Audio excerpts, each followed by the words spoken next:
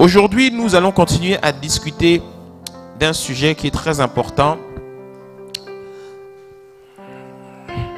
que nous avons intitulé la guerre des étoiles. Tu vas bien? Ça va? Dis avec moi, la guerre des étoiles. Qu'est-ce que j'aime ce thème. J'aime énormément ce thème. Et la semaine dernière, nous avons dit que on n'est pas tous nés sous la même étoile. Eh bien, je vais continuer dans cette lancée-là pour que tu comprennes encore mieux ce sujet. Dis avec moi, la guerre des étoiles. Dans Apocalypse, au chapitre 5, au verset 7, il est écrit ceci. Si tu y es, dis avec moi, Amen. L'agneau s'approcha pour recevoir le livre de la main droite de celui qui siégeait sur le trône. Lorsqu'il eut pris possession du livre, les 4 êtres vivants et les 24 vieillards se prosternèrent devant lui. Chacun de ces derniers avait en main une harpe et des coupes d'or remplies d'encens, symbolisant les prières des chrétiens. Et ils se mirent tous à chanter un cantique nouveau disant « Toi seul tu es digne de prendre le livre et capable d'en briser les sceaux, car tu as racheté pour Dieu par ton sang des hommes de toute race, de toute langue, de tout peuple et de toute nation. Tu as fait d'eux des rois et des prêtres. » Dis avec moi, des rois et des prêtres. Une autre version dit des sacrificateurs. Pour qu'ils servent notre Dieu et qu'un jour il préside aux destinées de la terre. Puis j'entendis dans ma vision le chant d'innombrables légions d'anges rassemblés autour du trône, des êtres vivants et des vieillards. Ils se comptaient par myriades de myriades et par milliers de milliers. Ils chantaient à pleine voix. L'agneau qui a été immolé est digne de recevoir puissance, richesse, sagesse, force et honneur, gloire et louange, alléluia, amen. Amen. Et tout ce que Dieu a créé dans le ciel, sur la terre, sous la terre et dans la mer, tous les êtres qui peuplent l'univers, je les entendis s'écrier à celui qui siège sur le trône et à l'agneau soit la louange, l'honneur, la gloire et la force au siècle des siècles. Waouh! Si tu veux donner un titre à mon message ce matin, eh bien intitule-le « Le secret de l'éclat d'une étoile qui brille ». Le secret de l'éclat d'une étoile qui brille. Les semaines précédentes, on a dit qu'on n'est pas né sous la même étoile.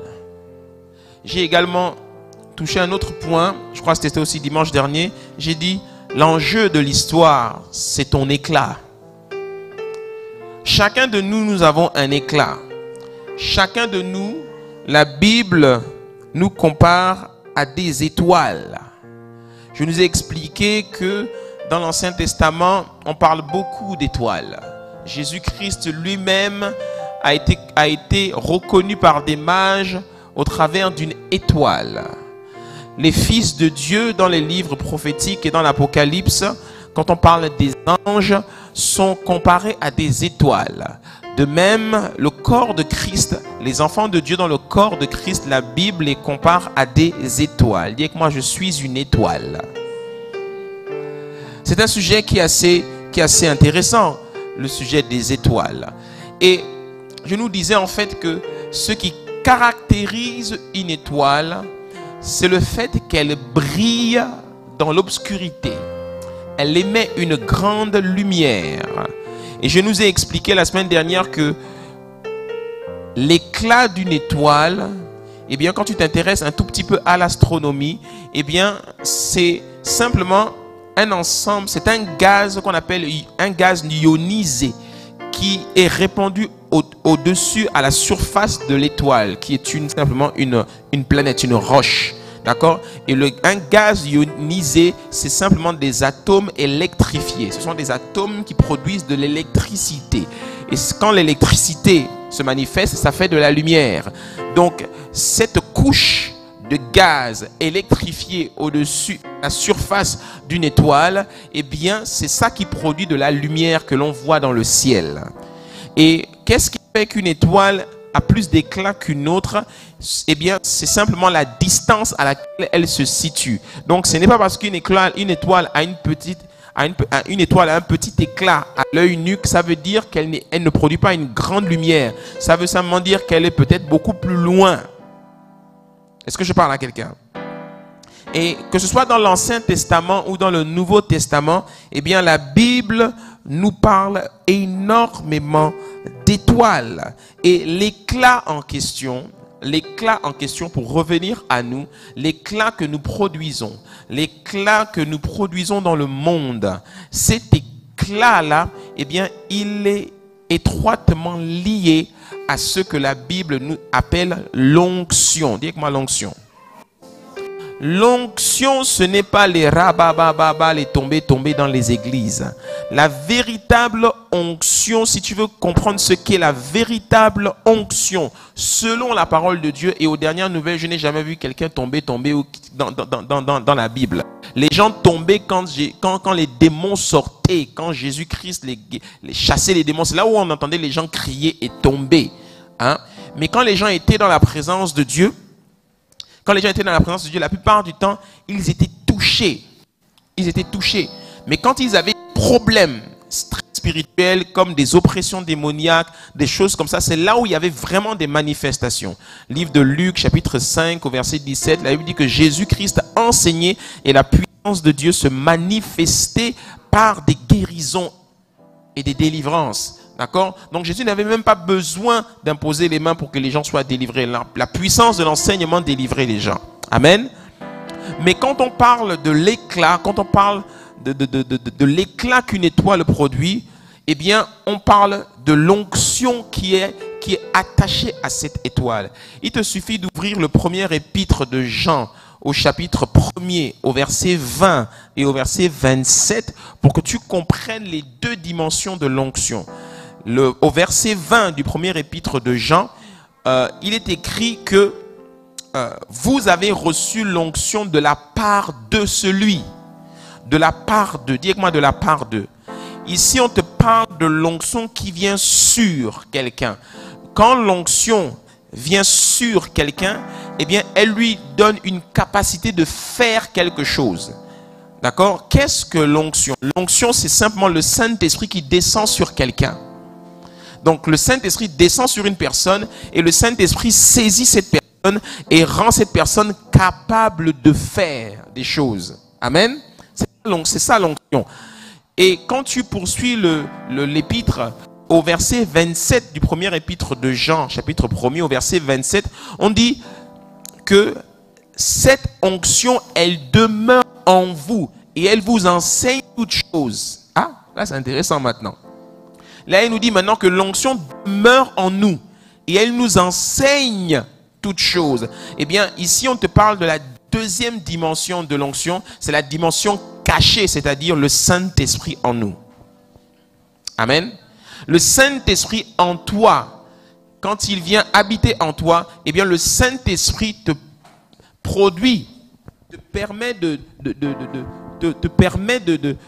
faire des choses, mais il y a quelque chose qui se passe en toi quand le Saint-Esprit se manifeste en toi. Et la dimension la plus importante de l'onction, c'est en nous. C'est celle qui est en nous.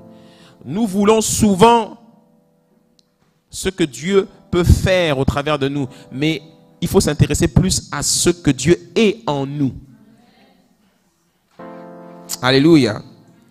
Et tu vas voir que cette dimension de l'onction en nous, elle affecte beaucoup notre caractère. Elle affecte beaucoup notre cœur.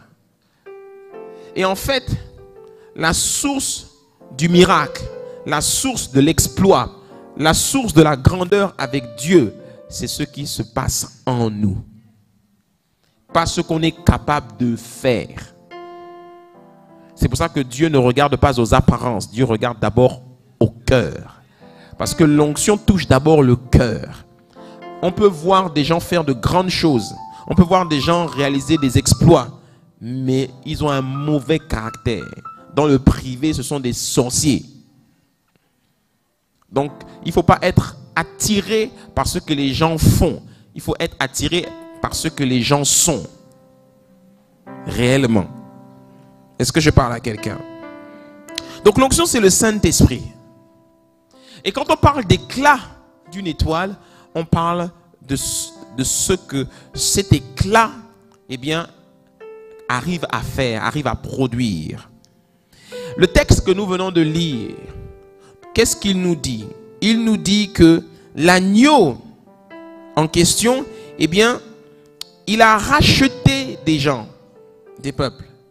Et il en a fait d'eux des rois et des prêtres, des rois et des sacrificateurs. Dites que moi je suis roi. Et lui-même, l'agneau, il est roi. Et quand il nous a rachetés, il a fait de nous des rois. Quand on s'intéresse aux étoiles, selon la parole de Dieu, il faut s'intéresser aux rois.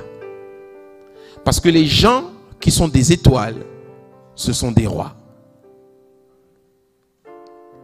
Ce sont les étoiles qui brillent. Ce sont les rois qui brillent. Dites que moi je suis roi.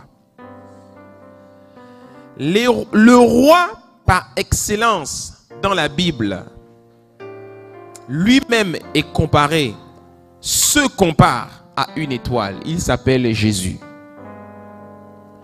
Jésus est le premier de tous les rois.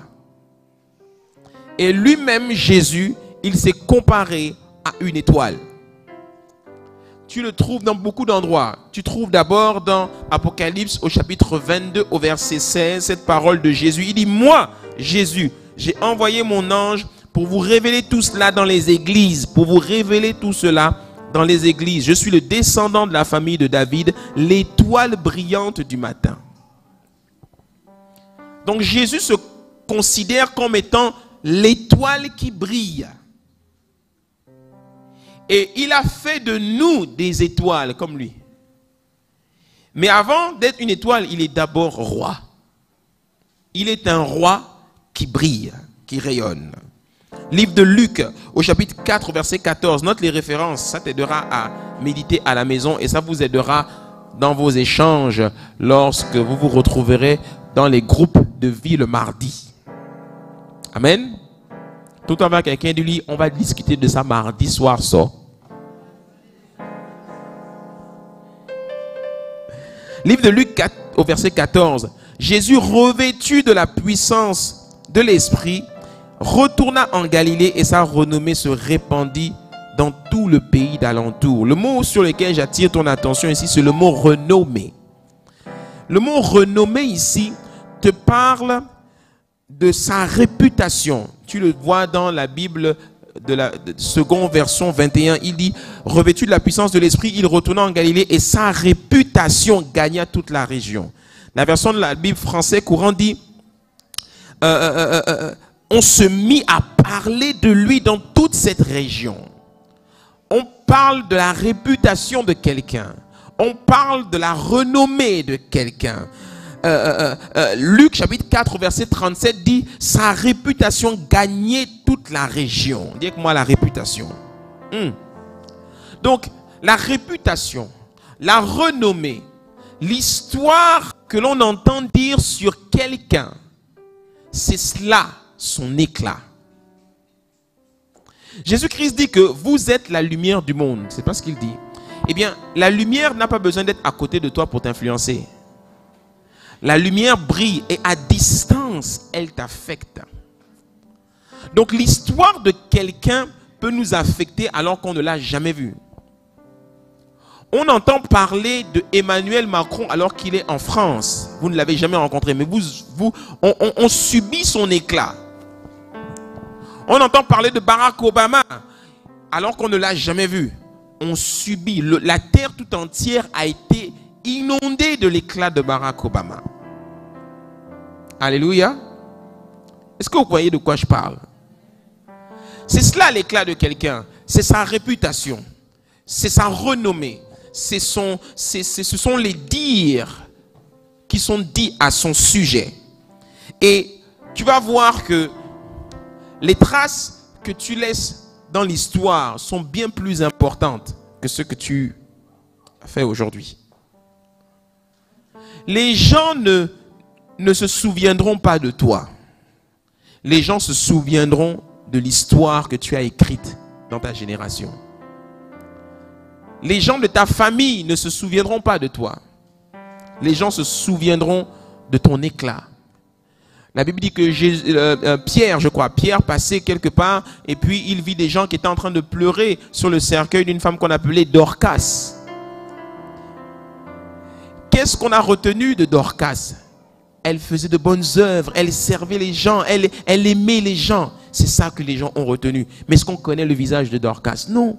Est-ce qu'on sait à quoi elle ressemblait? Est-ce qu'elle était fan, Teke, Nzebi? On s'en fiche de tout ça. Ce qu'on a retenu, ce sont ses œuvres. Alléluia. C'est pour ça que je nous ai dit il y a quelques semaines, quand nous avons clôturé la série sur la gloire, que l'œuvre ultime du Saint-Esprit, c'est la manifestation de la gloire de Dieu dans notre vie. C'est ça que les gens vont retenir de toi. Alléluia. Dis que moi avance, docteur. Livre de Luc, chapitre 5 au verset 15. Sa renommée se répandait de plus en plus. Et les gens venaient en foule pour l'entendre et pour être guéris de leur maladie. La version seconde 21 dit, on parlait de plus en plus de lui et les gens venaient en foule pour l'entendre. Les foules sont attirées par l'éclat. Les foules sont attirées par la renommée. Tu vas voir que parfois même ton éclat peut même rejaillir sur les biens matériels que tu possèdes. Et les biens matériels que tu possèdes peuvent refléter aussi ton éclat. Et les foules peuvent te suivre à cause du reflet de ton éclat sur les biens matériels. Par exemple, si tu possèdes un véhicule, le véhicule que tu possèdes en dit long sur la perception que les gens ont de toi. C'est vrai? Je t'assure que les gens n'accorderont pas la même attention à celui qui prend le taxi et à celui qui roule en VX. Je t'assure. Pourtant, ça a l'air de rien, mais ces biens matériels-là, je vous assure, ça change la donne sur le regard qu'on a sur une personne. Est-ce que je parle à quelqu'un? Alors, je t'assure, si tu sors tout de suite à la fin du culte et que parmi nous ici, là, il y a un frère ou une sœur qui a garé une certaine voiture dehors, tu vas le regarder comme ça. Tu vas te demander à savoir c'est qui? C'est l'enfant de qui? C'est qui? Il occupe quel poste quelque part? Etc., etc. Parce que tout simplement, il a un bien matériel qui raconte une histoire à son sujet. Alléluia. Est-ce que je parle à quelqu'un? Bien sûr. Les titres que l'on a, les positions que l'on occupe, même le vêtement que l'on porte reflète l'éclat de quelqu'un. Ta manière de t'habiller en dit long sur qui tu es. Ah. Bien sûr. Si une femme rentre ici et qu'elle a une robe d'un certain gabarit, quand elle rentre, tout le monde s'arrête pour regarder c'est qui la femme là. Est-ce que vous comprenez de quoi je parle? La réputation, la renommée, toutes ces choses font partie de l'éclat. La renommée, c'est la réputation. Et quand les gens parlent d'une étoile qui brille, on est en train en fait de parler de sa renommée, de sa réputation. Et quand tu commences à briller et que ton éclat prend de l'ampleur dans la région, les gens ne peuvent s'empêcher de parler de toi. Je t'assure, quand tu commences à rayonner, les gens ne peuvent pas s'empêcher de parler de toi. L'être humain est comme ça. En bien ou en mal, hein, mais on parlera de toi. Toujours. Si tu ne veux pas que l'on parle de toi, ne brille pas. Mais si tu choisis d'être un roi comme Jésus et de briller, tu ne pourras pas empêcher les gens de parler de toi. Et tu sais quoi, hein? Tu ne peux pas empêcher les gens de parler de toi non seulement en bien, mais aussi en mal. Il y a des gens, c'est leur nature, parler en mal des autres. Ils ne peuvent pas dire du bien des autres. Est-ce que quelqu'un comprend de quoi je parle? C'est-à-dire, il y a des gens, quand ils te regardent, il est comme ça. Il ne pourra pas dire quelque chose de bon sur toi. Il y a des gens, ouvrez les réseaux sociaux. Il y a des gens, c'est comme si on dirait, ils sont nés mauvais. Et ils ne peuvent dire que du mal des autres. Il y en a d'autres, ils diront toujours du bien. Ils diront toujours, mais pourquoi vous êtes comme ça? Peut-être que. Voilà. Mais il y en a, on monte, on descend. Leur cœur est mauvais. Et ils diront toujours du mal des autres. Donc, quand tu commences à briller, tu ne peux pas empêcher les gens de parler de toi. À la fois en bien et à la fois en mal. Mais il y en a, dès que vous commencez à briller un peu, dès que vous commencez à avoir un peu de visibilité, et qu'on parle de vous en mal, tout de suite vous êtes... Mais pourquoi on parle de moi en mal comme ça? Pourquoi les gens sont comme ça? Pourquoi les gens sont mauvais? Et puis tu te sens obligé de te justifier, de venir faire des vidéos pour t'expliquer, etc. On t'a rien demandé. Brille, c'est tout. Moi, je vois des gens, dès qu'ils commencent un peu à avoir de visibilité et qu'on commence à lui tirer dessus, tout de suite. Alors, vous voyez, hein, on a dit ça de moi, hein, donc ça veut dire que, vous savez, hein, non, on s'en fout de ce que tu racontes. Brille, c'est tout. Si Jésus n'a pas fait l'unanimité, toi, tu ne feras pas l'unanimité. Tu n'es pas Jésus. Et rassure-toi, hein, que ce soit en bien ou que ce soit en mal, le plus important, c'est qu'on parle de toi. Parce que quelqu'un qui parle de toi, même en mal, il fait ta publicité. C'est pour ça que Paul, en prison, quand il écrit l'épître aux Philippiens, au chapitre 2, Paul dit quoi? Paul dit que j'entends dire qu'il y a des gens qui prêchent Jésus pour ci, qui prêchent Jésus pour ça. Il parle même de prêcher Jésus pour le ventre. Il dit que ce soit pour la vérité ou que ce soit pour le ventre, le plus important, c'est que Christ soit annoncé. C'est ça le plus important. Donc, peu importe ce que les gens diront. Je sais de quoi je parle, hein, parce que moi-même je suis passé par là et je passe encore par là. Oh, votre pasteur, on parle aussi de lui. Hein. Il y en a qui parlent de votre pasteur en bien. Et il y en a qui parlent de votre pasteur aussi en mal. Une fois, j'ai vu quelqu'un qui a mis sur ma page Facebook, oh, arrêtez de complimenter le gars là, ce franc-maçon là. J'ai dit, ok, c'est comment? Et puis il met point d'exclamation, boum. Donc j'ai dit que, ah lui il m'aime pas. Hein. Vraiment, il m'aime pas. Pourtant, je n'ai rien à voir avec tout ça. Je brille, c'est tout. Dis que moi avance, pasteur. Et le roi dont nous sommes en train de parler ici, Jésus, regardez ce que la Bible dit à son sujet quand vous ouvrez le livre des Actes au chapitre 10 au verset 38. Voilà ce que faisait son éclat. Voilà ce qu'on disait de lui. Vous savez comment Dieu a oint du Saint-Esprit et de force Jésus de Nazareth, qui allait de lieu en lieu faisant du bien et guérissant tous ceux qui étaient sous l'empire du diable, car Dieu était avec lui. Quand quelqu'un brille de manière positive, en général, la grâce de Dieu est avec lui. Quand quelqu'un brille de manière très négative, c'est-à-dire qu'il fait de mauvaises choses et on entend parler de ses exploits dans le mal, là Dieu n'est pas avec lui, c'est le diable qui est avec lui. Mais quand Dieu est avec quelqu'un, il brille et les gens le reconnaissent.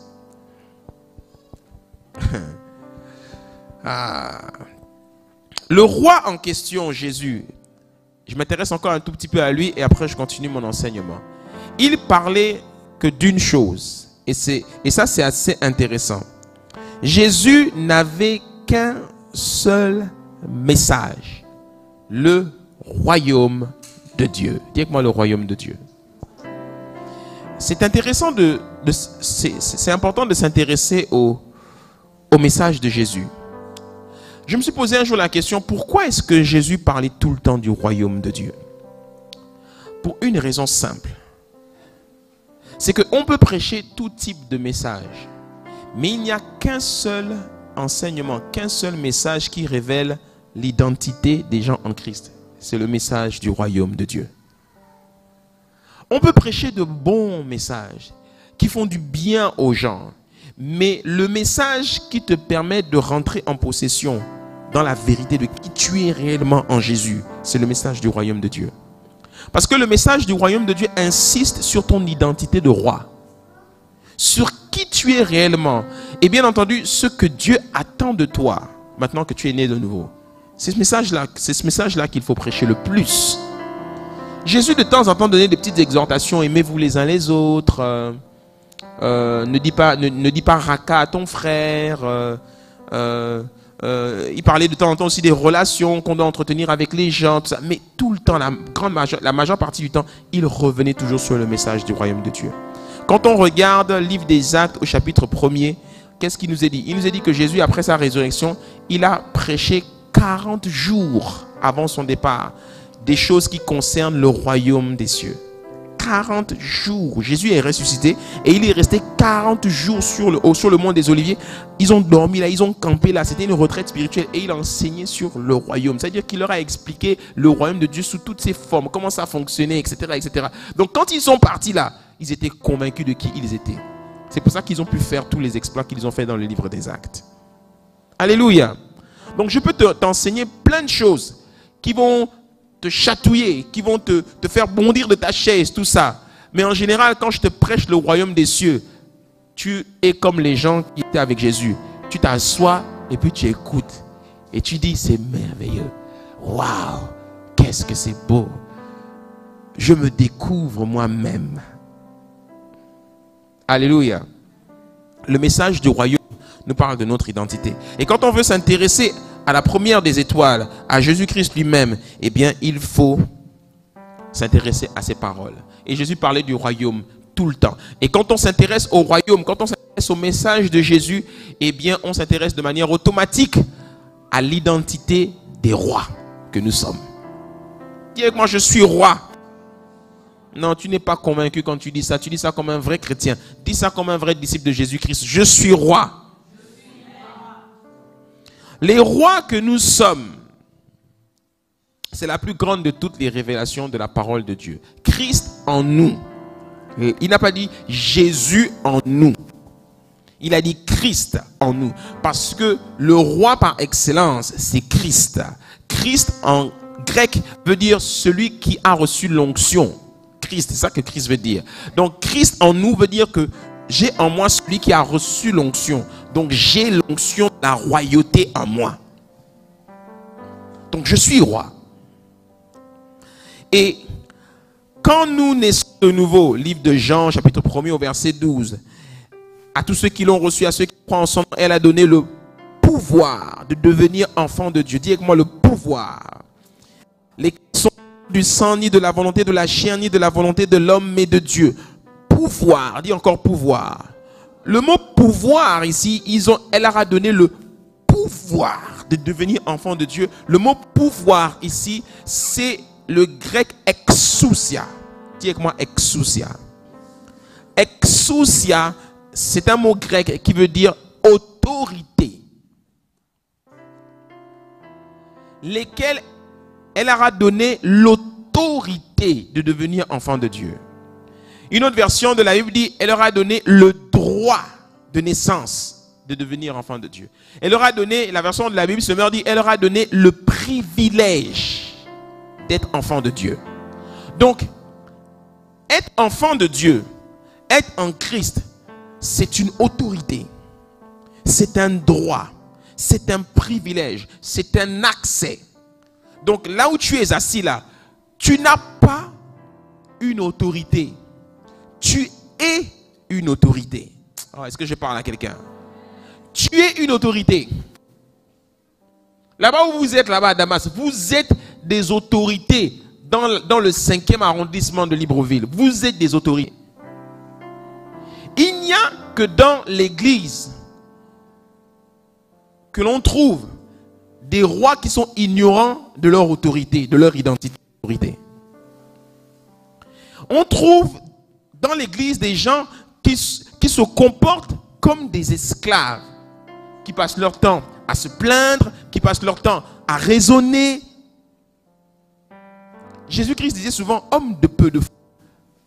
Qu'est-ce que la foi? La foi, c'est une conviction. Donc je suis convaincu de quelque chose. Pourquoi est-ce que souvent on manque de foi? Parce qu'on n'est pas convaincu de quelque chose. Placer une montagne, il faut que je n'arrête pas de te dire qui tu es. Tu es roi. Tu es seigneur des seigneurs. Tu es puissant. Tu es en Christ. Si mon message tous les jours, c'est de vous parler des démons, des 666 démons qui existent. Je fais l'apologie des démons. Je vous explique comment les démons ont pu susciter en toi de la peur. C'est pour cela que moi, je n'adhère pas du tout à ces ministères qui parlent du 1er janvier au 31 décembre de démons. Je n'adhère pas du tout à ces ministères-là. Je dis que c'est bon de parler de délivrance, c'est bon d'enseigner sur la délivrance, c'est bon, c'est vraiment très bon. Mais on ne peut pas rester dessus tout le temps. Parce qu'on fabrique des esclaves, on ne fabrique pas des rois. Tu ne peux pas faire la sur le diable, ce n'est pas possible. Jésus-Christ lui-même ne perdait même pas son temps à parler du diable, ni des démons. Jésus n'a jamais parlé des démons. Jésus chassait les démons. Chassait les démons. Le seul démon à qui Jésus a accordé une once d'attention, c'est Mammon. Le démon de l'argent. Parce qu'il a dit que lui là, il a vraiment un pouvoir sur la vie des gens. L'argent. L'argent fait beaucoup souffrir les gens. Les gens peuvent se déchirer à cause de l'argent. En ce moment, dans la sphère d'influence, dans le royaume d'influence du sport, il y a 2 rois qui sont en train de se cogner la tête là-bas à cause de l'argent. Mathias Pogba et son petit frère Paul Pogba. Son grand frère. Non, donc on est en train de vivre en ce moment une story sur les réseaux sociaux à cause du frère qui attaque son autre frère. Donc il y en a qui disent mais c'est un sorcier, comment il peut faire ça à son frère? D'autres disent oh, etc. Mais tout ça, c'est une affaire d'argent. Parce que l'autre accuse d'extorsion, etc. Il veut me prendre 13 millions d'euros, etc., etc. L'argent. Et là, le diable se frotte les mains. Donc voici un peu l'actu du monde du sport en ce moment. Donc Jésus a vu que l'argent a un tel impact sur la vie des gens qu'il s'est arrêté en disant, le démon là, il s'appelle Mammon. Et personne ne peut servir Dieu et Mammon en même temps. Et après, il a continué son chemin. Mais nous, qu'est-ce qu'on fait? Alors, il y a un démon qui s'appelle Jézabel. Il y a un autre démon qui s'appelle comme si, un démon de ci, démon de ça, démon de ci, démon de mort, démon de ton oncle, démon de ta belle-mère, démon de mariage, démon de... Et puis on rentre et on étudie les démons. Et le blocage que tu as en ce moment dans ta vie, c'est un démon qui fonctionne comme ça. On est devenu expert dans la science de la démonologie. On peut s'arrêter dessus une fois en passant. Quand tu sens que vraiment le peuple de Dieu a un besoin d'être enseigné sur ça. Ou quand tu sens que là, il y a trop de démons qui s'amusent parmi nous. Donc il faut un peu les faire sortir. Et puis quand c'est fini là, on continue. On revient sur le royaume. Alléluia. Est-ce que je parle à quelqu'un? Le pouvoir, c'est l'autorité. Et Apocalypse chapitre 17 au verset 14 nous dit que Jésus est le roi des rois, le seigneur des seigneurs. Ça veut dire qu'il est roi, nous sommes rois. Il est seigneur, je suis seigneur. Et maintenant je vais m'arrêter sur ce qui caractérise le roi. Parce qu'en fait, quand tu comprends le roi, tu comprendras mieux l'éclat qui est attaché à l'étoile. Alléluia. Qu'est-ce qui caractérise un roi? Qu'est-ce qui caractérise un roi? Un seul mot. Autorité. Dis avec moi, autorité. C'est l'autorité qui caractérise un roi. Qu'est-ce qui caractérise la vie chrétienne? Qu'est-ce qui caractérise la vie chrétienne? Un seul mot résume toute la vie chrétienne. Autorité.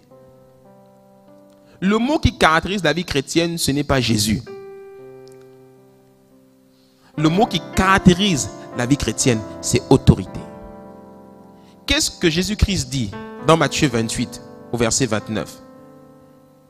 J'ai reçu des cieux tout pouvoir dans les cieux, sur la terre et sous la terre. J'ai reçu tout pouvoir. C'est pas ce qu'il dit, Matthieu 28. Il dit, j'ai reçu tout pouvoir, m'a été donné par mon Père. Le mot pouvoir ici, c'est exousia. J'ai reçu autorité. Philippiens chapitre 2 dit quoi? À la mention de ce nom, au nom de Jésus, tout genou dans les cieux, sur la terre, sous la terre, fléchit à la mention de ce nom. Parce que ce nom a autorité. Je vous assure, les sorciers, les plus grands gangas, les plus grands féticheurs connaissent l'autorité qu'il y a dans le nom de Jésus. Ils le connaissent. Les grands, je ne vous parle pas des blagueurs, hein. Je ne vous parle pas des gens qui sont dans les choses bizarres. Je vous parle des gens qui pratiquent véritablement la magie noire. Les gens qui sont dans les choses vraiment... Les gens qui sont vraiment des initiés. Quand tu dis Jésus, il ne plaque pas. Quand tu dis Jésus et puis il commence à beaucoup parler avec toi, là, il essaie de te... C'est qu'il t'a déjà sciencé dans l'esprit et il voit que tu es un petit dans l'esprit. Tu n'es pas assis dans cette autorité. C'est là qu'il commence à beaucoup parler. Mais quand il voit que tu es quelqu'un de mature dans l'esprit, il va doucement avec toi. Parce que dans le monde de l'esprit, dis avec moi le monde de l'esprit. Dans le monde de l'esprit, on ne s'attaque pas avec la chair, les points physiques. Si quelqu'un t'en veut dans l'esprit, il te regarde, il n'y a pas de problème. Il va chez lui à la maison. C'est là-bas dans sa chambre que les choses se règlent. Et depuis chez toi, tu vois comment les coups arrivent. Tu commences à avoir des visitations la nuit. Tu commences à avoir les parties de ton corps qui gonflent. Tu commences à avoir tu vois des trucs bizarres. Ou bien tu es en train de rouler et puis boum, tu as c'est comme si les événements sont influencés et puis tu peux faire un accident, etc. Tu vois des trucs bizarres parce que dans le monde de l'esprit, ça fonctionne comme ça. Est-ce que je parle à quelqu'un? Dans le monde de l'esprit, celui qui a l'avantage sur les autres, c'est celui qui a une autorité supérieure. Et Paul nous dit dans Éphésiens 6 que il y a différents types d'autorité. Tu as les dominations, tu as les principautés, tu as les princes des ténèbres de ce monde. Ce sont différents niveaux d'autorité. Par exemple, quand on te parle d'une domination, une domination n'a pas le temps de s'amuser avec un individu. Parce que les dominations s'intéressent aux nations, à ceux qui dominent les nations. Donc, si tu n'es pas dans une position aujourd'hui qui te permet de dominer ou d'influencer une nation, tu n'intéresses pas une domination. Un jour, deviens un grand artiste qui influence les nations. Tu vas avoir affaire aux dominations.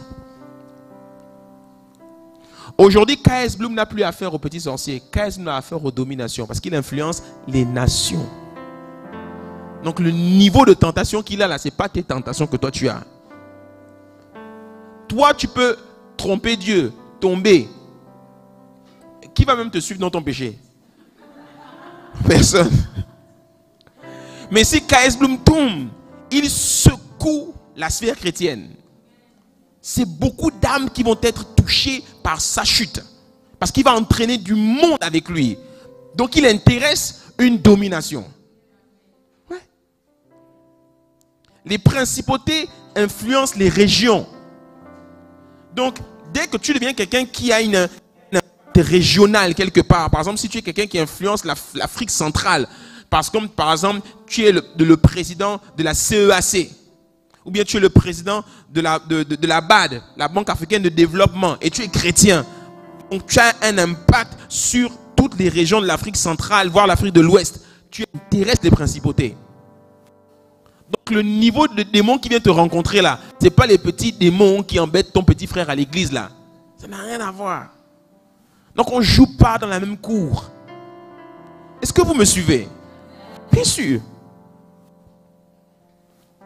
Donc, tout est une question d'autorité. Tu peux être là assis. Tu n'as l'air de rien d'être personne. Mais dès qu'on dit est nommé à telle position, ton niveau d'autorité passe à un autre niveau. Donc, le niveau d'attaque que tu vas avoir va être différent de ce que tu avais jusqu'ici. Donc, ton niveau de sanctification doit passer à un autre niveau. Ton niveau de consécration aussi. Ta relation avec Dieu doit être à un autre niveau. Parce que là, le game n'est plus au même niveau. Donc, si, par la grâce de Dieu, le Seigneur te fait monter et que tu n'as pas encore pris conscience qu'il t'a fait monter, tu continues à fonctionner comme si tu étais au niveau inférieur. Ah, mais tu vas mourir. Tu vas mourir. Et quand les démons voient ça, ils réfléchissent même pas. Ils te tuent tout de suite. Hein. Ils disent, on n'attend même pas que tu prennes conscience de qui tu es, on te finit une fois. Ce qui est particulier dans le royaume des ténèbres, c'est qu'ils ne perdent pas de temps. Nous, les chrétiens, on aime toujours tourner, on tourne, on réfléchit, on spécule, on parle beaucoup. Dans le royaume des ténèbres, on règle ça une fois. Seigneur, il y a un frère, une sœur en Christ là. Apparemment, on veut la nommer à telle position. Mais elle est là en train de dire qu'elle va d'abord jeûner 40 jours. Tu es là avant le 39e jour. Fin, c'est tout. Dis avec moi autorité. Ce qui caractérise un roi, c'est l'autorité. Et il y a 3 symboles qui caractérisent l'autorité. Je parle de ces 3 symboles et après je clôture. Ceux qui ont fait les cours fondements, j'ai parlé de ça dans les cours fondements. Mais je vais donner une mise à jour dans ces 3 symboles qui caractérisent le roi. Quand un roi est investi, il y a un certain nombre de matériaux, de symboles qu'on lui remet. Il y en a 5, mais je vais parler juste de 3. Les 2 dont je ne vais pas parler, c'est le manteau. Quand on investit un roi, on lui met un manteau. En général, ce manteau est de couleur rouge ou bleu. D'accord, ce sont les 2 couleurs, le pourpre et le bleu, sont les 2 couleurs qui symbolisent la royauté. Le manteau en question veut simplement dire la charge qu'il a et l'onction qu'il porte. D'accord? Le deuxième instrument dont je ne vais pas parler, mais Paul en parle dans Éphésiens chapitre 6, c'est l'épée. D'accord? En général, quand on investit un roi, on lui met une épée sur le côté. Il a son épée. Paul dit que cette épée s'appelle la parole de Dieu. Mais il y a 3 autres symboles qui sont très forts quand on investit un roi. Le premier de ces symboles, c'est une couronne qu'on lui met sur la tête. Dis avec moi la couronne. La couronne symbolise quoi? La couronne est un symbole d'autorité et de pouvoir. Mais la couronne représente, symbolise la légitimité. Dis avec moi la légitimité. Quand on met la couronne sur la tête du nouveau roi, on est en train de dire que c'est lui qui est légitime.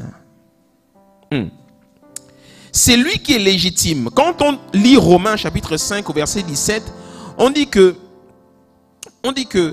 par l'offense d'un seul, la mort a régné par lui seul. À plus forte raison, ceux qui reçoivent l'abondance de la grâce et du don de la justice régneront-ils dans la vie par Jésus-Christ lui seul. Donc, nous sommes légitimes pour régner sur la terre en tant que roi. Nous sommes légitimes. Mais ce que tu dois comprendre avec la légitimité, c'est que c'est pas parce que tu es légitime que ça veut dire que tu as accès à la chose. Pour avoir accès à la chose, il faut que tu payes un prix. La couronne que l'on met sur ta tête veut dire simplement à tout le monde que tu es légitime. Donc, tu as le pouvoir légitime désormais. Mais il te faut les 2 autres symboles pour pouvoir réellement exercer ce pouvoir. Est-ce que je parle à quelqu'un? Dis avec moi, avance, docteur. La Bible nous dit que la victoire que Jésus-Christ a eue, la victoire que Jésus a remportée à la croix, l'a rendue légitime. Et nous, dès que nous devenons chrétiens, nous bénéficions automatiquement de cette légitimité. Cette légitimité nous donne un pouvoir sur les circonstances de la vie, d'un point de vue spirituel et naturel. Les maladies, les circonstances, la légitimité sur la création, les arbres et sur tous les systèmes du monde. Donc, nous avons autorité. Jésus-Christ a dit, je vous ai donné le pouvoir exousia de marcher sur les serpents, les scorpions et sur toute la puissance de l'ennemi et rien ne pourra vous nuire. Luc chapitre 10 au verset 19. Donc, je vous ai donné autorité. Mais est-ce que c'est parce que tu as la légitimité sur les démons que tu influences tous les démons? Non, il y a des démons qui te font ça dur pourtant. Comment ça se fait que tu as la légitimité sur les démons, mais il y a des démons qui arrivent quand même à t'oppresser? Comment ça se fait?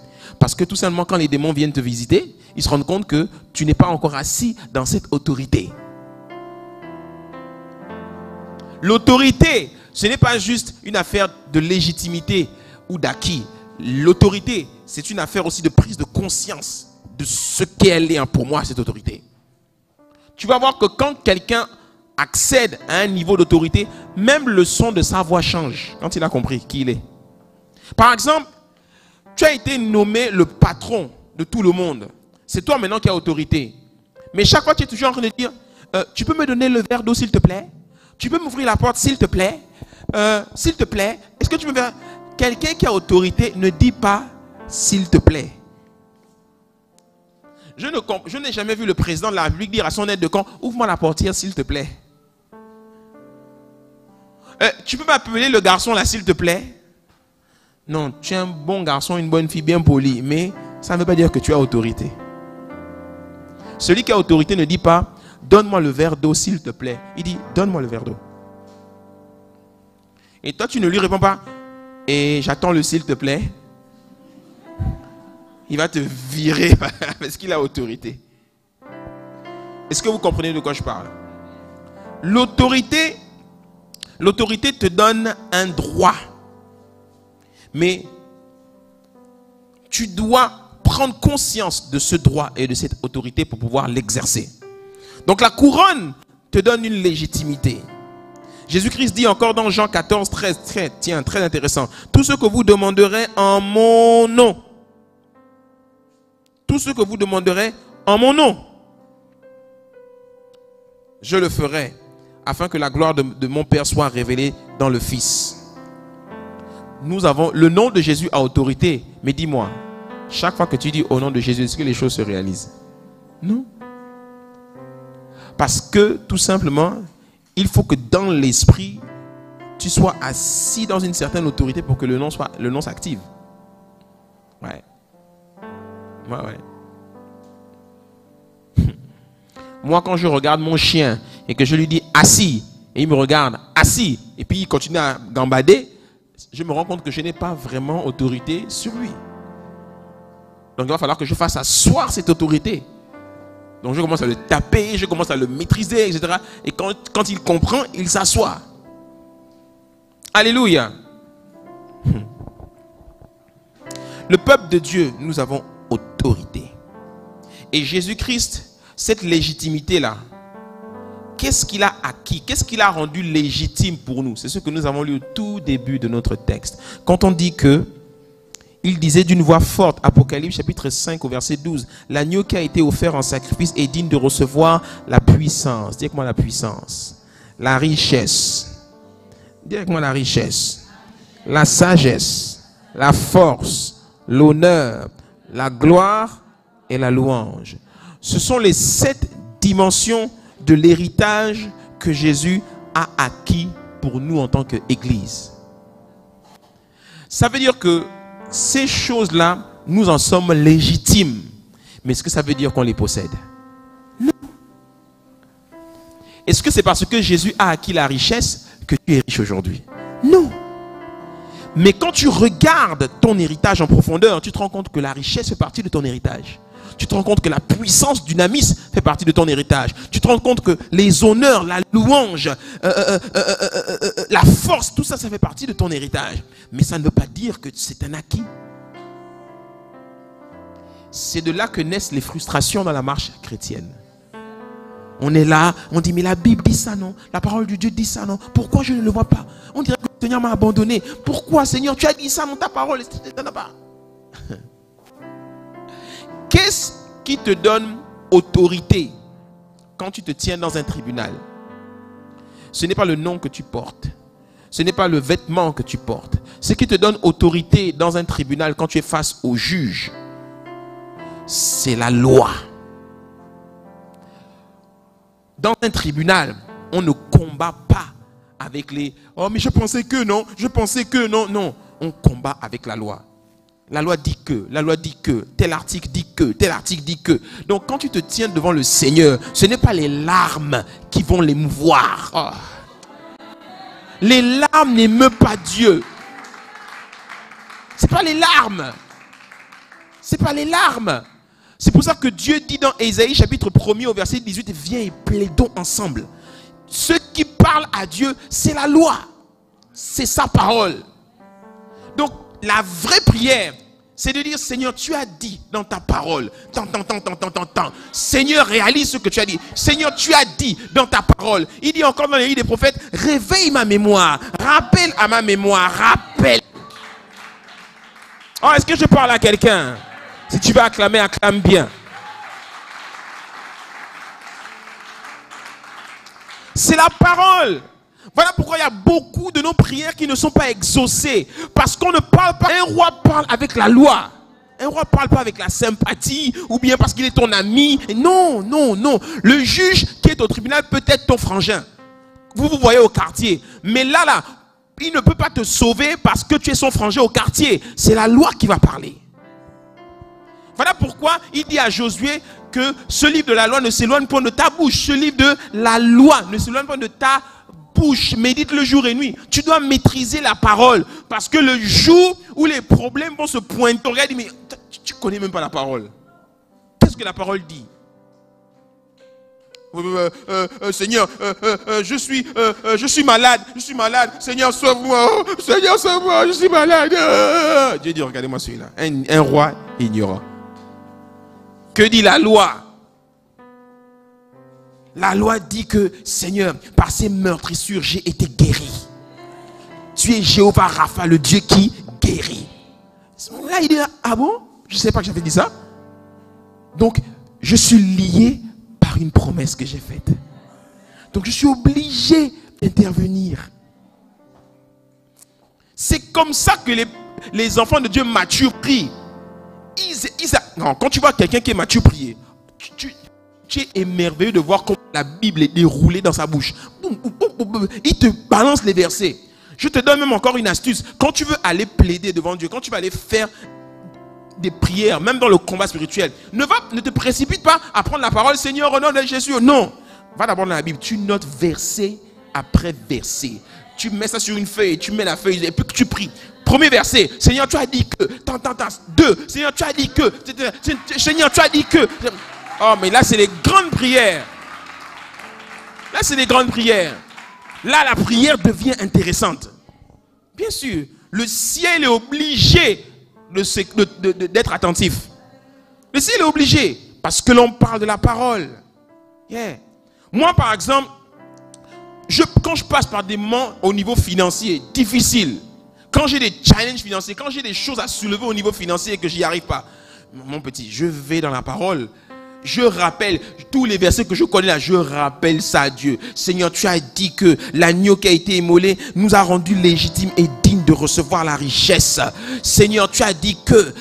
Je prends tous les... Je t'assure, j'ai un document où je note où j'ai noté tous les versets qui parlent d'argent. Moi qui aime parler d'argent, j'ai noté tous les versets qui parlent d'argent dans la Bible. Et je répète ça à Dieu. Seigneur, tu as dit ça. Tu as dit que l'argent répond à tout. Tu veux qu'on règle ce problème? Comment si on n'a pas d'argent? Envoie l'argent, Seigneur.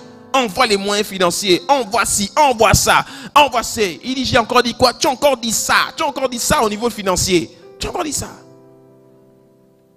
Oh, est-ce que je parle à quelqu'un? Le mot puissance ici, c'est le mot dynamis, qui parle simplement d'un pouvoir ou encore d'un talent ou encore d'une capacité à faire quelque chose. Le mot richesse ici te parle des possessions matérielles ou encore de la prospérité matérielle, la richesse matérielle. Donc, si quelqu'un te dit que dans la vie chrétienne, il ne faut pas s'intéresser au matériel, aux possessions matérielles, dis-lui, frère, Paul a dit que l'amour de l'argent est la racine de tous les maux. Moi, j'aime pas l'argent. Mais possession, là, Dieu ne m'interdit pas ça. Donc, arrête de dire que je suis devenu orgueilleux ou que je me suis perdu parce que j'ai acheté un nouveau véhicule. En général, les gens qui parlent comme ça, ce sont les plus grands frustrés du monde. Alléluia. De toute façon, si tu es un enfant de la maison du bâtisseur, tu n'as pas de problème avec ça. Alléluia. Amen. Oh, dites Amen. Oh. Est-ce qu'on a un problème avec ça? Non. Non. Et la sagesse ici, c'est le grec Sophia, qui veut dire l'intelligence suprême ou encore la plénitude de l'intelligence, ou encore une adresse exceptionnelle dans la gestion des affaires. Sophia. Donc, quand on dit que Jésus a acquis toutes ces choses-là, ça veut dire qu'on en est légitime. Mais pour pouvoir maintenant rentrer en possession de ça, il faut aller plus loin dans la compréhension de l'identité du roi. Parce que ton éclat en dépend. Le deuxième symbole que l'on donne au roi, c'est le sceptre. Dis avec moi le sceptre. Le sceptre est un autre symbole d'autorité. Et le sceptre parle de la domination que l'on exerce. Que l'on exerce sur quoi? Ce n'est pas une domination que l'on exerce sur des gens. Non, c'est une domination que l'on exerce, 1, sur tes ennemis, 2, sur un territoire. Le sceptre entre les mains du roi symbolise pour lui le pouvoir de mobiliser la force militaire. C'est le sceptre qui te donne autorité sur les anges et qui te permet de mobiliser les anges en ta faveur. C'est le sceptre qui te donne autorité dans un territoire donné. Et je t'en parlerai dans les semaines à venir. Il y a un territoire, il y a un domaine qui est lié à ta royauté.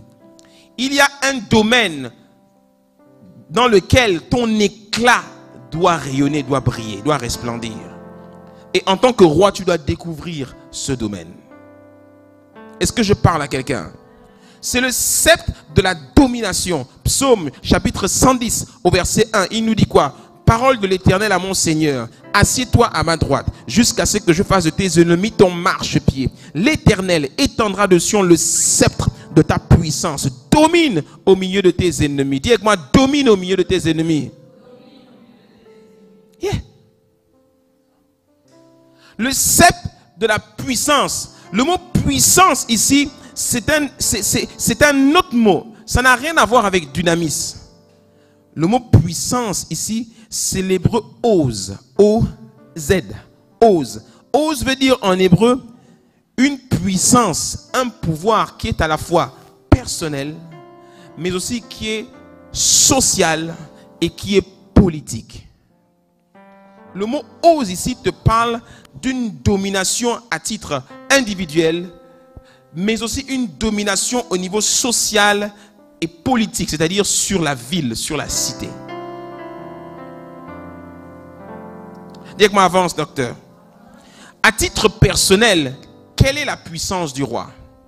Eh bien, ose ici te parle simplement du don et des talents, des aptitudes et des capacités qui sont attachés à ta personne. Mais ce don, ces talents, ces aptitudes, ces capacités te donnent aussi la possibilité d'avoir une domination au niveau sociologique, au niveau social, c'est-à-dire sur les gens. C'est-à-dire avoir de l'effet sur les gens. Et cette domination permet aussi de gouverner.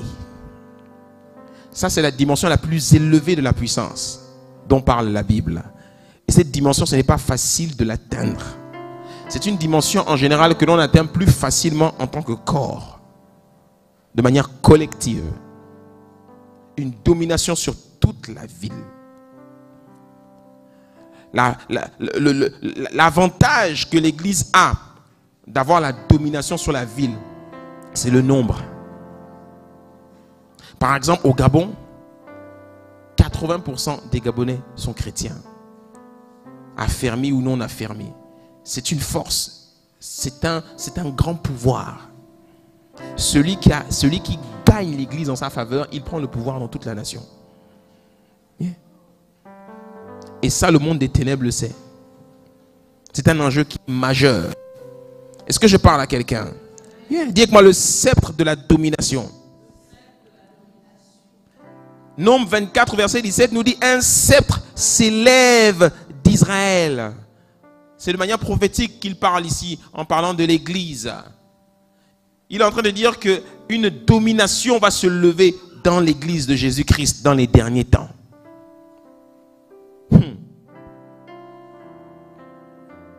Donc le royaume de Dieu n'est pas un royaume de théologie. Paul nous dit que le royaume de Dieu est un royaume de puissance. C'est pour ça que j'aime le message du royaume de Dieu. Parce que c'est le message qui nous explique en détail la puissance qui est à notre disposition. On a entre les mains une bombe nucléaire. Paul nous dit dans 2 Corinthiens 4 que nous possédons en nous, nous transportons en nous ce trésor qui est semblable à une puissance extraordinaire. C'est le mot que Paul utilise, une puissance extraordinaire. Donc tu transportes avec toi bien plus que le transfert électrique de la SEG. Ta parole peut bouger des villes entières. Ta parole peut secouer des villes entières. Donc tu n'es pas n'importe qui. Tourne-toi vers quelqu'un et dis-lui, tu n'es pas n'importe qui. Tu as en ta possession un grand pouvoir. C'est le sceptre de la domination. C'est ça le roi. Donc si tu veux rentrer dans le monde et briller comme une étoile, avoir de l'éclat, tu dois être conscient, 1, de ta légitimité en tant que roi. 2, tu dois être conscient du sceptre de la domination que tu as entre les mains. Ce n'est pas un message pour les petits, ça. C'est le message des grands. Voilà pourquoi moi je me bats, je travaille pour bâtir un peuple de grands. De grands. Non, ce ne sont pas les enfants qui règnent. Ce sont les fils matures qui règnent. Les enfants ne gouvernent pas. L'église aujourd'hui ne gouverne pas parce qu'elle est remplie d'enfants. Des enfants gâtés pourris. Qui pensent que l'église c'est la démocratie. Non. L'église doit être remplie de gens matures. La plupart des problèmes que nous rencontrons en tant qu'église, la plupart des difficultés, la plupart des obstacles que nous avons quand nous voulons bâtir une église comme celle-là, c'est parce que les gens dans la tête sont des enfants. J'ai compris avec les années d'expérience qu'on ne bâtit pas une œuvre sur le long terme avec des enfants. Quand un enfant me fait beaucoup le bruit, ou quand je vois son comportement dans l'église, je vois le comportement de quelqu'un dans l'église, je vois que c'est un enfant, je ne m'en préoccupe pas. Les enfants, on s'assure juste qu'ils ont le lait et qu'ils sont en sécurité. Parce qu'un enfant, quand il va sortir sur la route, il ne va même pas savoir comment traverser, la voiture va le renverser. Donc on fait en sorte que l'enfant reste toujours dans l'enclos. Il n'y a que les fils matures qu'on envoie chez le malien acheter le jus. Parce qu'on sait qu'il va revenir sain et sauf. L'enfant, si tu l'envoies, il va disparaître. Donc quand il s'agit d'un enfant dans l'église, en général, on prend les dispositions qu'il faut pour le garder. Et puis on assure de lui donner le lait. Paul dit dans le livre de Galates que alors que vous êtes censés être des fils matures, vous en êtes encore au lait. Le lait. C'est pour ça que quand tu donnes des messages trop matures, à un moment donné, les enfants commencent à faire... commencent à dormir et à s'ennuyer. De temps en temps, tu peux donner la petite vitamine là. Boum, boum, boum. Mais quand tu veux commencer à bâtir des fils matures, solides, en général, tu les prends de côté. Et tu travailles avec eux de manière solide. C'est pour ça que les groupes de vie sont importants. Alléluia. C'est dans les groupes de vie qu'on discute des vraies choses. C'est dans les groupes de vie qu'on prend le temps. Moi, j'ai grandi spirituellement dans les groupes de vie. Je n'ai pas grandi à l'église le dimanche. Le dimanche, on ne grandit pas. Le culte est fini dans 10 minutes là. Dans 10 minutes, je dois arrêter, je dois me dépêcher, on doit prier. Parce que si 45, 50 sonnent là, je vais voir la soeur là-bas qui va commencer à prendre le sac. Elle met le sac devant pour montrer au pasteur que pasteur, fini. Fini, on doit rentrer à la maison. Je dois aller rendre visite à quelqu'un là, fini. Hein? Commence à bouger sur la chaise. Fini là. Hein? Voici l'église. Est-ce que je parle à quelqu'un? Le sceptre de la domination. Et le troisième symbole de l'autorité, et on va atterrir bientôt, le troisième symbole de l'autorité, c'est celui de cet petit instrument-là, cette petite boule-là, que le roi tient dans sa main gauche, que l'on appelle l'encensoir. L'encensoir est cet instrument-là dans lequel on allume un feu à l'intérieur, qui produit de la fumée, on met de l'encens dedans. Et le roi, en fait, a ça dans les mains et puis fait comme ça. Et cette fumée se répand dans la salle. L'encensoir en question symbolise une chose, l'influence. Dis avec moi l'influence. L'influence, cet instrument qu'on appelle l'encensoir, il est terrible. Des 3 instruments, l'Église parle beaucoup de la couronne. L'Église parle beaucoup du sceptre. L'Église aime dire, la domination est pour nous. Nous avons le pouvoir en Jésus-Christ. Tout ça, tout ça, tout ça. Mais l'Église a raté le coche sur l'influence. J'ai évoqué ça la semaine dernière. Mais là, je vais commencer petit à petit, dans les semaines à venir, commencer à te développer ce qu'est véritablement l'influence. Dis moi l'influence. Il n'y a aucun pouvoir, aucune autorité sans influence. Sans influence, tu n'as aucun pouvoir. Sans influence, tu n'as aucune autorité. Sans influence, tu n'as aucune domination. Tu domines personne. Tu domines rien du tout si tu n'as aucune influence. Voilà le problème de l'Église d'aujourd'hui. C'est l'influence. Elle n'a aucune influence sur les affaires de la cité. Elle n'a aucune influence sur le monde. Quand une église commence à influencer, elle devient extrêmement dangereuse. Et cette influence, elle est à la fois spirituelle et elle est à la fois matérielle dans la vie de tous les jours. Nous sommes appelés, nous existons pour influencer. Jésus-Christ dit, j'ai reçu tout pouvoir dans les cieux, sur la terre et sous la terre, qui m'a été donné par mon Père. Et qu'est-ce qu'il dit ensuite? Maintenant, allez. Allez avec cette influence, allez avec ce pouvoir, allez avec cette exousia, cette autorité. Allez. Mais nous, qu'est-ce que nous faisons? Nous sommes là en train de dire, Jésus est Seigneur, évangélisons, évangélisons, tout ça, le Seigneur est vivant, le Seigneur est vivant. C'est facile de dire Jésus est Seigneur quand tu es dans l'église assis. On est tous pareils ici là. Donc c'est facile de dire là, Amen, oh, Amen, Amen. Si tu es la secrétaire particulière du directeur de cabinet de je ne sais quelle institution, tu vas aller dire Amen n'importe comment devant ton chef. Il va te dire, il t'arrive quoi? Tu te crois à l'église ici ou quoi? Le chef dit quelque chose, puis tu dis là, Amen monsieur. Pardon?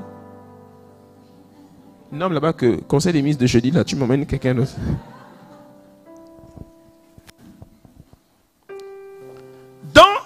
Dans les affaires de la cité, ce ne sont pas les Amen qui parlent. Dans les affaires de la cité, oui. Ouais. Ça sort tout seul. Dans les affaires de la cité, ceux qui parlent, c'est votre influence. Votre couronne, votre sceptre, votre légitimité, votre domination auront du sens quand vous allez joindre à cela l'encensoir, l'influence. Que tu sois un entrepreneur, que tu sois dans la haute administration, que tu sois un artiste, que tu sois un écrivain, que tu sois un parlementaire, que tu sois un politicien, que tu sois je ne sais quoi, si tu n'as aucune influence, tu n'as aucune autorité, tu n'es personne. Tu n'es personne. Ton autorité, oui, elle commence par la position que tu vas occuper, mais ce n'est pas parce que tu occupes une position que tu es quelqu'un d'influent. Non. Le directeur général de la CNSS n'est pas quelqu'un de suffisamment influent pour changer le pays. Il a de l'influence dans sa sphère. Mais il y a des gens qui ont plus d'influence que lui. Donc une position peut te donner une certaine influence. Une position peut te donner l'opportunité de grandir en influence. Mais ça se travaille. C'est un prix qu'il faut payer. Dis avec moi l'influence. C'est très important l'influence. Pourquoi? Parce que l'influence, c'est le leadership. Le véritable leader, c'est celui qui a le plus d'influence.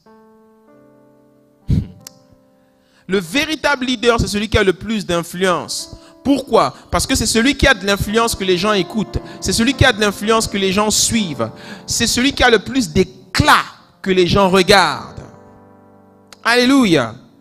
Bien sûr, quand quelqu'un commence à avoir trop d'influence, il doit faire très attention à ce qu'il fait. Parce que maintenant, comme Dieu lui a permis d'avoir une grande influence, eh bien, tout ce qu'il fait a de l'impact sur la vie des gens. Le diable attaque les gens qui ont de l'influence. Alléluia. Jésus lui-même, quand il arrive à Nazareth, la Bible dit qu'il ne peut faire là-bas aucun miracle. Est-ce que ça veut dire qu'il n'avait pas essayé? Ça reste un être humain. Jésus dormait. Il était parfois fatigué aussi. Jésus, tiens, je vais te choquer. Jésus allait aux toilettes. Jésus allait faire aussi pou. Parfois même Jésus, parfois la nuit quand il dormait, peut-être même qu'il pétait aussi quand il dormait la nuit. C'était un être humain. C'était un homme. Mais il avait l'esprit du Seigneur en lui. Il était le fils de Dieu. Comme toi aujourd'hui, tu es le fils de Dieu. Tu dis que tu es fils de Dieu, mais la nuit tu dors, non? Tu fais aussi des erreurs, non? Parfois tu es tenté aussi, non? La Bible dit quoi? La Bible dit que Jésus a été aussi tenté comme nous avons été tentés. C'était un être humain. Et quand tu regardes les évangiles, il y avait des gens qui insultaient Jésus. Il y avait des gens qui le condamnaient. Il y avait des gens qui disaient qu'il n'est pas, c'est un faux. Il y avait plein de gens qui disaient ça à son époque. Jésus ne faisait pas l'unanimité. Mais ça n'a pas empêché qu'il aille à la croix, qu'il ressuscite et puis qu'il sauve tous les êtres humains. Est-ce que Jésus perdait son temps? Quand Jésus est arrivé à Nazareth et il a vu qu'on disait, ah, tu es un faux, quitte là, tu ne feras aucun miracle ici, là. Il a fait quoi? Il est parti. Et puis il a dit, aucun prophète n'est accepté dans son propre pays. C'est ce qu'il a dit. Mais ça ne doit pas te détourner de l'essentiel. Est-ce que je parle à quelqu'un? Bien sûr. Les gens qui ont de l'influence sont extrêmement importants. Dieu ne s'intéresse pas aux gens qui n'ont pas d'influence. Regardez votre Bible. Dieu n'a jamais utilisé des gens qui n'avaient pas d'influence. Dieu a utilisé des gens qui étaient même des païens. Pharaon. Dieu a utilisé Pharaon pour élever Joseph. Dieu a utilisé... Ça veut dire que Dieu peut même parler à un chef d'État qui est profondément païen. Dieu est souverain dans sa volonté et il peut utiliser qui il veut. Dieu a utilisé Nabuchodonosor. Dieu a utilisé le roi Cyrus pour élever Esther. Dieu peut passer par n'importe qui. Mais nous les chrétiens d'aujourd'hui là, dès que c'est quelqu'un qui est un païen, oh non, on met une croix sur lui, non, c'est faux. Dieu ne peut pas passer par un gars comme ça, c'est pas possible. Vous allez être étonnés dans la fin des temps par qui Dieu va passer. Ah, vous allez être étonnés. En ce moment, le royaume de la musique est secoué sérieusement en ce moment. Pourquoi? Parce que Eminem, le grand rappeur Eminem, a fait une chanson avec DJ Khaled où il dit dans la chanson, Jésus-Christ est mon Seigneur et mon Sauveur. Eminem, les gens disent, wow, tout YouTube est secoué. On voit maintenant les artistes qui font les vidéos. Alors si Eminem a dit ça, Eminem a dit que Jésus est son Seigneur. Fin, moi je m'arrête là, fin, c'est fini. Arrêtez de m'embrouiller. Ça veut dire que quand on va mourir là, peut-être que tu vas le retrouver là-bas avec toi. Pourtant, il a fait plein de chansons où il parle de choses sales, etc. Mais est-ce que ça enlève le fait qu'un jour il puisse rencontrer le Seigneur? Et quand il commence à poser sa voix sur une musique et à dire ça, ça veut dire qu'il y a un grand pas qui a été franchi. Et c'est quelqu'un d'influent. Et quand il dit ça, les jeunes, les millions de fans qui sont avec lui, son éclat, ça les impacte. C'est pour ça qu'il faut gagner, non seulement les agneaux, mais il faut gagner les loups. Il faut gagner ceux qui sont des pointures dans les hauteurs. Il faut les gagner. Parce que Jésus revient bientôt. Donc le Saint-Esprit veut maintenant aller vite pour faire entrer les gens dans le royaume. Et comme il voit que dans l'église on dort, alors il va chercher les païens qui sont influents. Il les utilise pour gagner le monde. C'est ce qu'il fait. Le plus important à la fin de la journée, c'est que tout le monde rentre dans le royaume. C'est ce qui compte. On acclame le Seigneur.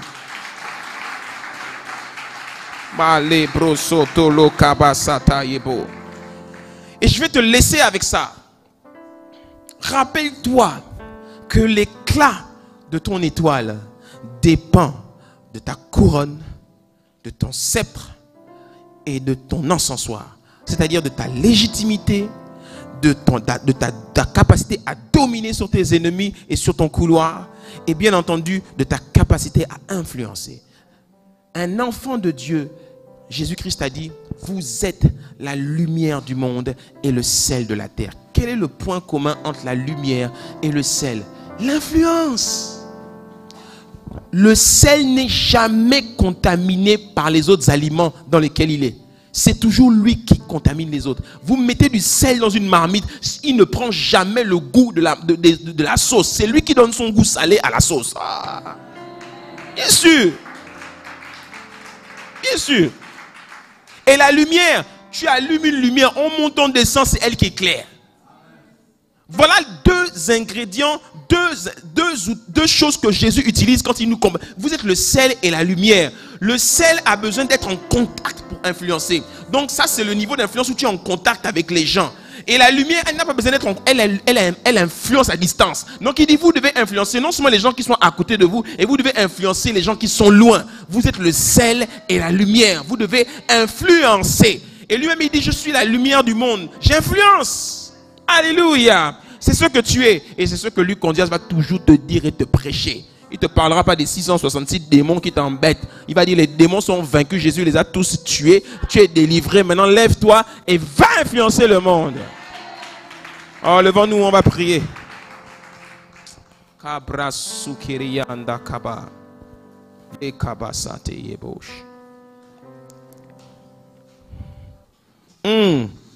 merci Saint-Esprit.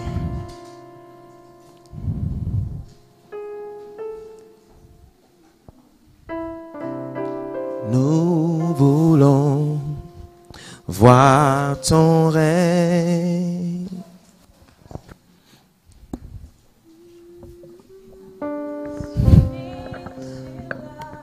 Nation entre tes mains, Seigneur. Fais de nous tes instruments par ta parole parfaite. Que nos vies soient transformées.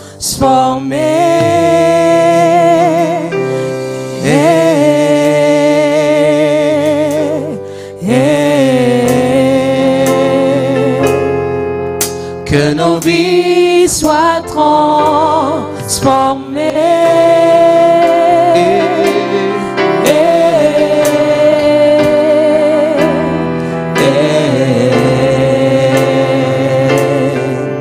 Que nos vies soient transformées. Nous voulons voir l'Église. Voir l'Église. Influencer la nation. Influencer la nation. Entre tes mains. Entre tes mains, Seigneur. Fais de nous tes instruments. Fais de nous tes instruments. Par ta parole. Par ta parole.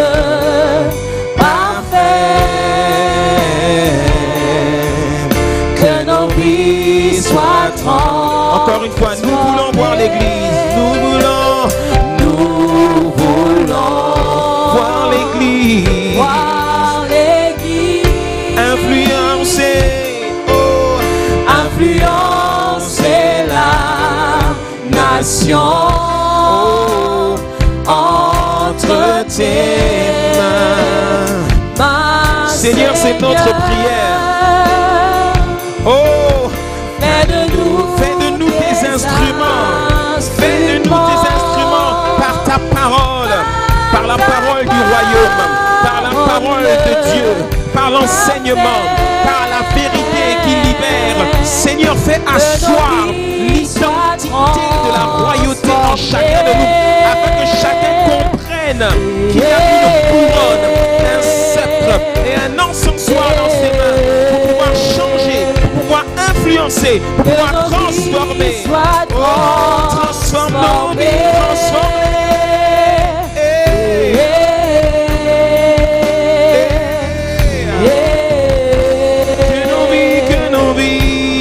Que nos vies soient transformées.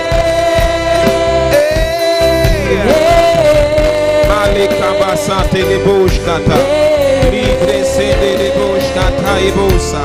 Que nos vies soient transforme, change. Je prie dans le nom de Jésus qu'à partir d'aujourd'hui, qu'il y ait un shift, un changement qui se produise dans l'esprit de ton peuple, dans l'esprit de tous ceux qui regardent sur Internet.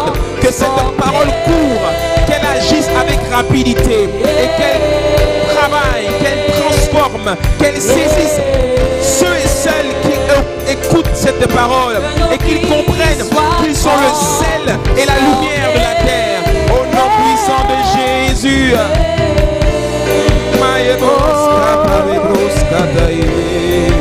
Que nos vies soient transformées. Oh, est-ce que tu peux acclamer le Seigneur bien fort? Alléluia. Je veux que tu répètes après moi: Père Céleste, merci pour ta parole. Elle est claire et elle donne de l'intelligence. Merci parce que tu as fait de moi un roi pour influencer la terre. Tu as fait de moi un roi pour briller sur la terre. Je suis une étoile. Et dans cette guerre des étoiles, je dois briller. Je dois refléter Christ. Je dois refléter la gloire de Dieu. Je suis né et j'existe pour briller, pour éclairer ceux qui sont dans les ténèbres, éclairer les membres de ma famille, éclairer mes collègues au travail, éclairer toute la société gabonaise. Et au-delà de mon pays, je suis une lumière. Merci Seigneur. Accorde-moi la grâce de comprendre ces vérités, de les asseoir dans mon cœur et de croître en stature, en grâce, en sagesse, en connaissance, en expérience, en influence dans cette parole. Libère ta grâce, libère ton onction sur ma vie afin que j'influence tous ceux qui sont dans l'obscurité. Au nom de Jésus, je te demande pardon pour ne pas avoir compris ces choses. Mais aujourd'hui, je suis une personne changée, une personne transformée qui va influencer. Je suis le sel de la terre, je suis la lumière du monde et je changerai mon environnement. J'impacterai mon environnement parce que je suis né pour cela. Je suis né pour éclairer les autres. Je suis né pour de bonnes œuvres préparées d'avance pour que je les pratique en Jésus-Christ. Je suis né pour révéler Jésus-Christ au maximum de personnes. Je suis à ta disposition, Seigneur. Je suis candidat à l'influence. Je suis candidat au changement. Je suis candidat pour faire avancer le royaume de Dieu. Merci Seigneur. Fais-le, fais-le, fais-le. Au nom de Jésus. Amen. Amen. Amen. Alléluia. Que quelqu'un dise avec moi: je suis né pour influencer. Amen. Je vous laisse le micro ici et je vous souhaite à tous un excellent dimanche dans la présence de notre Père. Avant de partir, tu dois faire 3 choses. Tu dois aller voir au moins 3 personnes que tu ne connais pas et que tu te présentes à ces personnes. Ensuite, tu dois aller écrire sur la feuille le groupe de vie que tu as décidé d'ouvrir chez toi, ton lieu d'habitation, ta maison et ton numéro de téléphone. Et puis t'inscrire pour la retraite du 17 septembre. Amen. Que Dieu nous bénisse. Passez un excellent dimanche. Profitez de ce dimanche. Soyez en famille et jouissez de la vie en Jésus-Christ. Amen.